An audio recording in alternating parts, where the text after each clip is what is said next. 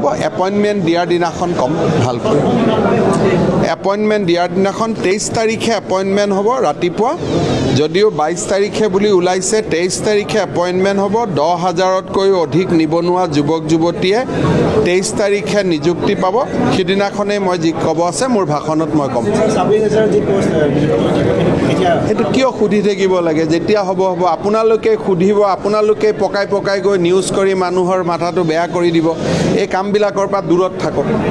কেতিয়া 26,000ৰ পৰীক্ষা ৰিজাল্ট হৈছে কেতিয়া হ'ব সেইটো মুখ্যমন্ত্ৰীক 3খন মিটিঙত পাব 3খন মিটিঙতে সুধিব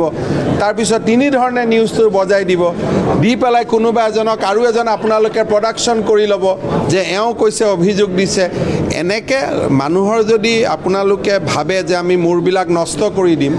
তেতিয়া নিবনুৱা ডেকা ল'ৰাই টিভিৰ কেমেৰা দেখিলে গালি পৰা আৰম্ভ কৰি দিব আপোনালোকে নিজৰ কাৰণে অলপ চিন্তা কৰক নিজৰ কাৰণেও আপোনালোকে চিন্তা কৰক এনেকুৱা কেৰেক্টাৰ এটা আপোনালোকে টিভিত লৈ গৈ বনাই দিয়ে দি গোটেই মানুহৰ মূৰবিলাক বেয়া কৰি দিয়ে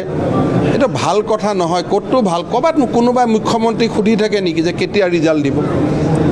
মুখ্যমন্ত্ৰীয়ে পৰীক্ষা পাতে নেকি পৰীক্ষাটো কণ্ট্ৰলাৰে পাতে তাতে গৈ সুধিব লাগে কেতিয়া এপইণ্টমেণ্ট দিব জানেই 23 তাৰিখে দিব বুলি পেপাৰত ওলাই গৈছে তাৰপিছতো সুধিব সুধাৰ পিছত যদি ক'বাত মোৰ মুখেদি 11টা আৰু 2টা ক'বাত 2খন বাৰ সুধোতে 2টা ওলাই গ'ল সেইটো গৈ আকৌ নিউজ কৰি দিব ই ৰাতিপুৱা 11 ক'লে গধূলি 2 ক'লে ইয়াত কি ৰহস্যৰ গুণ আছে এইটো বাদ দিয়ক না অসমখন নিৰ্মাণ কৰিব সাংবাদিকৰো সহায় লাগিবতো আপোনালোকে যদি সহায় নকৰে কেনেকৈ অসমখন নিৰ্মাণ হ'ব আপোনালোকে যি ধৰণৰ কৰি দিছিলে মাজতে মইতো ভাবিছিলোঁ আৰু এপইণ্টমেণ্টেই দিব নোৱাৰিম নাও ইমানতে ডুবি গ'ল বুলি